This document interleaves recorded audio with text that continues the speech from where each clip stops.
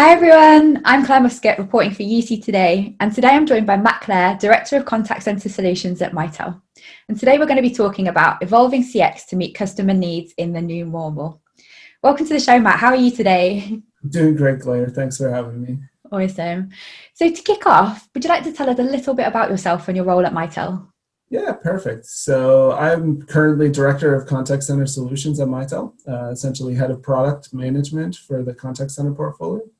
Global responsibility for all of our contact center solutions, whether they're on-site, private cloud, public cloud type contact center as a service deployments, all rolls up under my kind of responsibility. So been doing this for a long time. Just had my 7-year work anniversary with Mitel. Congratulations. Prior to that, I had also been with a company called Prairie Software, which prior to 2013 was Mitel's exclusive OEM of contact center software. So I came in as part of that acquisition back in 2013, like many of us did, and have been on an incredible customer experience journey ever since. Amazing. And the last few months have been crazy, right? For everybody. The last few months have been wild. I don't think anybody expected this. It's been very weird having, getting to this new normal where for the last 5 years I've traveled the world, two-thirds to a minimum half of my year was on the road traveling, talking to a contact center and customer experience trends and products and solutions. And it's very weird to not have trade shows. It's very weird to not be visiting live with customers and resellers. Very, very strange 2020. Very challenging 2020. Yeah, I totally feel you. For me too, as a keynote speaker, I spent most of my time on the road, and now being at home all the time, I can't wait until it's easy to go stir crazy. Yeah. So in light of the pandemic, I guess my first question is, what challenges have you seen your clients facing? Yeah, so I think they've evolved in the last 6 months quite a lot. If I think back to like March when everybody went lockdown and quarantine first started, it was a big kind of mobilization to get everybody working from home. And lots of companies were prepared to really quickly and easily do that. Anyone who had adopted a kind of modern contact center as a service or CCAS solution, as we're familiar with the term. I think most of them were ready to go because it was take your headset, plug it in, go to the website, log in, and you're working like you worked in the office. For the more traditional BPO type organizations, like the businesses that are contact center environments, I don't think it was quite so easy a change. So there was a lot of push early on just to mobilize that workforce to get them working from home. And kind of anecdotally, Mitel's been on this journey as well with the products that we have. And probably 3 or 4 years ago, we ended up bundling. We essentially went from like a very old school, 70 SKUs on a grocery list kind of product model to what we call bundled licensing. And the bundled licensing model was all about giving you a soft phone license so you can work from home and giving you everything you need. And over the last few years, there's been a lot of customers who stayed on the old model and didn't embrace the new bundled model. And so early on in the transition with people moving to work from home, we were doing a lot of these kind of bundled license upgrades where just customers were going like, Eureka, I get why you did that. I need that licensing now. People working from home. So I think that was kind of the initial hurdle. I'm not entirely convinced that a lot of businesses were switching out solutions at that point in time. I think it was more, how are we going to deal with this? We got to get everybody's home tomorrow. How quickly can we get operational with the kind of quality of service that we've been providing historically? Since then, I think it's been more focused on if I think about contact center, having done this my whole career, 10 years ago or more, it was all about reporting. Everything was focused on reporting. Reporting is still the core of any customer experience product. But I think there's been a push, the reporting's there, but it's like, okay, well, how do we take that to the next level? So a lot more focus on, every business in the world, for example, had call recording. How do we take call recording and take that up a notch so we're really, effectively coaching people, like keeping employees engaged. I can't imagine life as a supervisor right now, if I'm being honest, right? Like supervisors all day would walk around and, tap people on the shoulder and listen in, and to have to do that all remotely and keep people engaged would be a huge challenge. So I think on the workforce optimization side, there's been a big kind of, now that everybody's home and working from home, there's been this kind of, all right, engagement is key. How do we keep people motivated? How do we keep performance levels high, even though, the team could be dispersed, completely globally? Interesting. Picking up on something that you said there, whether or not we saw this coming. I know a lot of organizations had somewhere in their digital transformation strategy, we're going to have to get to this point where it's sometime we'll have employees working from home. Do you think that was like a big shock? That it had to happen so quickly? Because I've been amazed how quickly a lot of the organizations have been able to turn it on. For sure. I think it was a shock. Yeah, without a doubt. I think that initial, and we've been talking about it for years, right? Like prior to moving into the product factory side of things, I spent most of my career marketing customer experience and contact center products. And we've been talking about work from home for decades, right? It's like we've been talking about email and self-service for decades too. And so suddenly it's like, oh, right, now I have to deal with this, right? Like, so I think there was that moment of shock initially, and the companies that were, better set up to actually adapt were the ones that got the level, kind of the new level playing field earlier on. But yeah, even, I think about some of the restaurants that I eat at and how they, didn't necessarily have an IVR before, but now they do, right? Because we want to give you the option to press 1 to find out what our COVID policies and procedures are. So I think there was a lot of shock that led to a lot of, what do I do now? And a lot of kind of ads and moves and changes, the systems that they had in place, just to support the initial, informational, like not even the transactional side of things, right? It was almost like, well, let's set up first with the informational side of things. Let's get the messaging out there. Let's get our websites updated. Let's get our prompts updated. And then let's figure out things like, all right, maybe we didn't have an e-commerce store. Now we want to offer an e-commerce store. And then you can do the kind of longer in the two things. So it's been a very phased kind of journey. The customers I've seen. Yeah, I think that word evolution is really apt, isn't it? Because it wasn't until businesses saw what they were having to adapt to that they then had to evolve. Absolutely. Interesting. And just picking up on something else you said there about the employee experience as well as the customer experience. How have you seen that changed with working from home? To me, I think that's the biggest shock. Again, if I think of the supervisors who are very used to having in-person experiences and, in face-to-face coaching and face-to-face training, to have that be solely remote now. And then same thing with agents. Like I'm not going to lie. I'll be very honest. I get hundreds of emails a day. It's very easy for me to put the blinders on, but it's exhausting. It's hard to get away from your desk. So as an agent, if you're just staring at the wall in your, spare room all day, or even worse, in your bedroom all day, like I can't imagine how hard it is to stay motivated. and then to have the distractions too, right? Like, not everybody's lucky enough to have daycare or have Yes. family watch their children. So if you have children in the other room and you're trying to help customers on the line, and I apologize all the time when my dog starts barking. Yeah. I'm surprised she hasn't yet.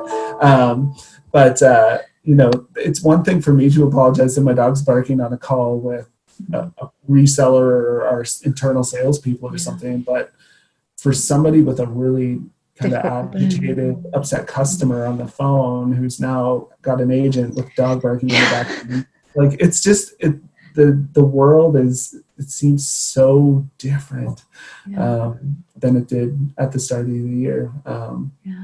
And lots of challenges as a result of kind of, I don't like calling it the new normal, but it's gone on long enough. I think I have to embrace the term now. It is what it is. And what kind of CX challenges do you think we've been seeing? So in terms of the preferences that customers have had for contact, said like kind of this awareness that actually you might not be talking to somebody in their contact center anymore. You might be talking to them at home.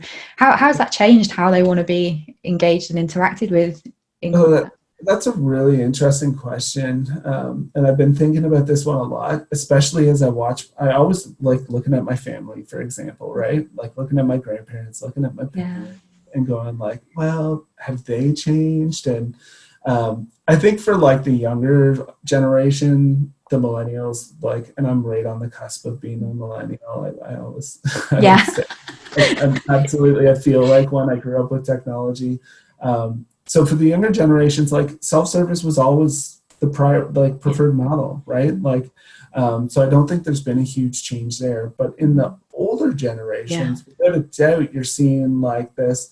Well, I don't want to walk into the bank anymore because it's not safe. I don't want to expose myself to something unnecessarily. So where historically there's been this hesitation to adapt and embrace emerging technologies, it's become a lot more commonplace now.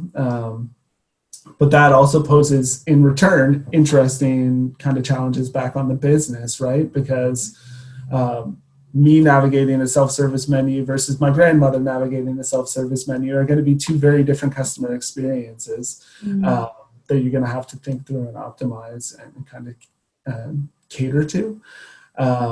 So I think that kind of dichotomy on the customer is for sure driving change. I'm just trying to collect my thoughts here. No, I get you.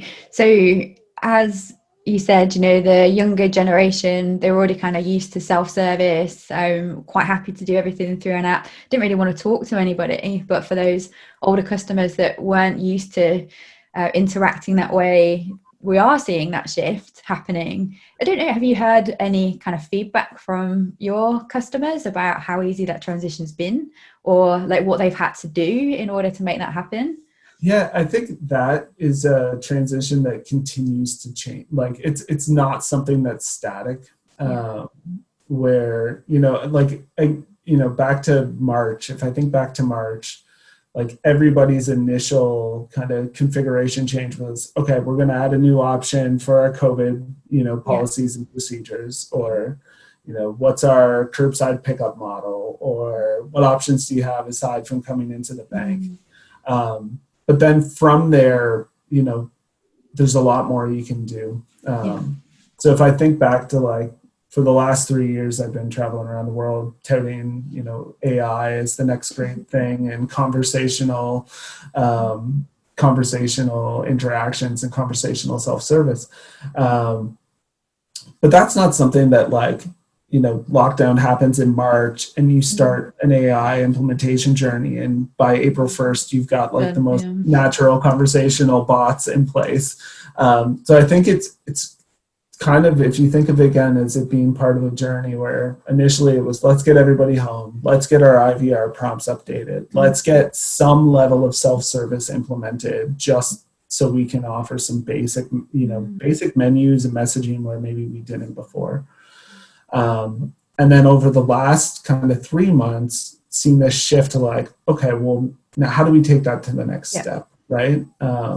So maybe it was very static messaging at first, and over the last 3 months, we've started thinking about getting some actual AI implemented, so we can actually offer more conversational self-service experiences, which I think, again, that's something that, having spent most of the last 3 years traveling around talking about Mitel's partnership with Google AI, it, that's a journey in itself. But we've seen a lot of customers starting to embrace AI, especially in light of COVID, because a very static menu, to me as a consumer, would be fine. I'd figure out your kind of if this then that type statements, and I'd navigate my way through. But for my grandmother, who's been going to the bank in person for the last 50 years, she's going to need a much more conversational, natural kind of self-service experience. So I think that is, it really highlights that kind of journey that our customers have been on, which is, let's get phase 1 set up, and then let's focus on the phase 2 picture, which is, all right, how do we actually take this up a notch? Maybe we didn't offer e-commerce before, and we are now, so implementing the web store. Maybe we didn't offer chat as a channel, or maybe we offered chat as a channel before, but we didn't offer chat self-service, and now because of volumes, are transitioning too, right? So maybe, getting some first level of chatbot in there, not necessarily fully AI enabled, but just something to kind of take down the table stakes question, like, are you open? And are you open for me to walk in, or do we have a curbside pickup option? So very, very interesting time. I said I can't imagine being a supervisor agent in this time, but a very challenging time for an administrator as well, because a lot of, if you think about kind of workflows in the IVR, workflows in self-service, like, that's not, I think those have likely changed more in the last 6 months than they had in the last 20 years, right? Like and so fast as well. Very static thing, right? So I think that's it really poses some unique challenges on the administrator as well.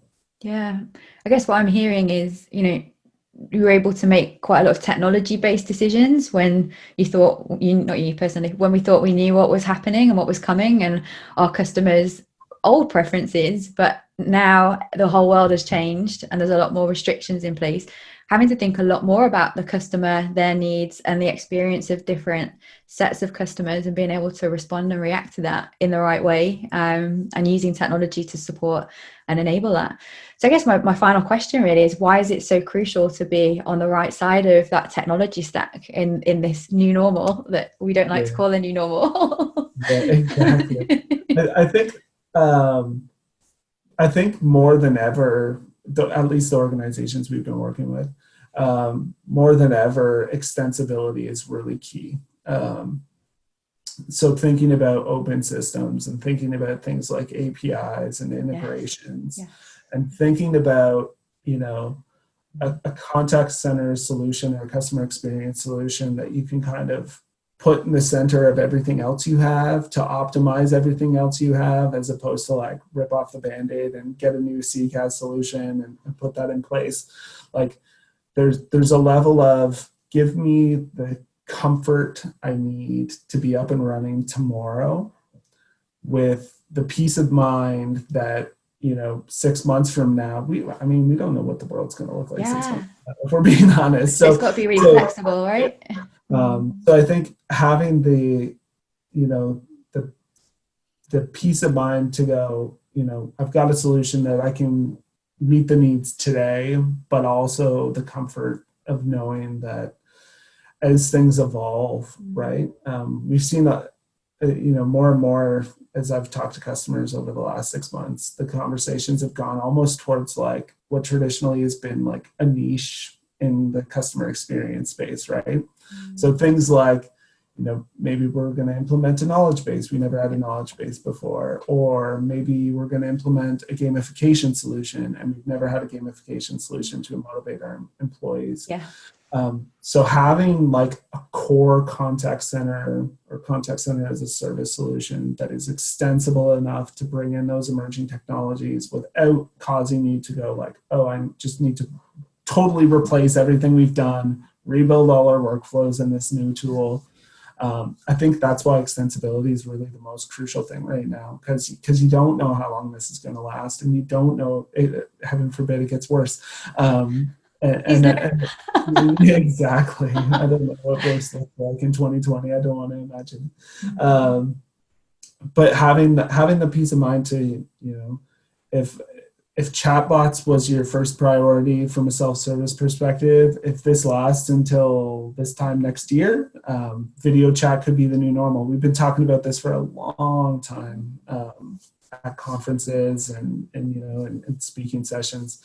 The rise of kind of video chat as a new customer engagement model, and great use cases around it in healthcare and banking specifically, where we've seen it picked up.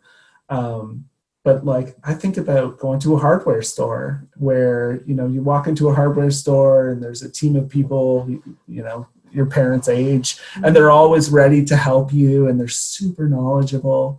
The last thing I want to do right now is walk into a hardware store and pick up things and touch stuff. But I want that level of engagement as a customer. I want to be able to talk to somebody that reminds me of my dad and knows a bit about everything and can help me answer, here's the kind of project I'm working on. How can you help me? What tools do I need? And if I think about having that experience on the phone, kind of cumbersome. If I think about having that experience on a video chat, that really wouldn't be any different than me walking into the brick and mortar store, as opposed to, with the exception of me not being able to touch things. So I think, the longer this lasts, video is also going to become really important as a channel. And having talked about it for years, having everybody working from home and stuck at home is only going to drive that further. So so essentially it's like the future that we anticipated in 5 years' time is to happen now, and customers are getting used to these new technologies as being part of our day-to-day life. Will it ever really ever go back to the old way, or are we just moving forward now and our considerations around technology and interactions are just, this is the new normal, this is the new world, we got there faster than we expected to? I think that's the $1 million question is, do we go back? I think in the formal contact center environments, for sure, though, there will be a push to try to get back. Without a doubt, it would be easier to manage a team face to face than to manage a team remotely. But for some of the businesses that interact with customers that don't consider themselves a contact center, right? And, like I always say that I'm head of contact centers solutions at Mitel, but we sell our contact center solutions to users who wouldn't call themselves an agent, who wouldn't call themselves a supervisor. And if I think about those use cases, it could be maybe they never go back. Maybe this truly is the new normal, because a lot of businesses are finding people are more productive working from home. Now, does that come at a cost? Very likely. It's hard to leave your desk. That has a mental health impact, right? So I think, there's, as we navigate this, it's not just the kind of like training and motivational aspects of work from home when it comes to customer experience, but there also is this kind of like HR and mental health and, being open and talking about challenges and not being afraid to talk about, the anxieties of all this heaviness that we're going through in 2020, right?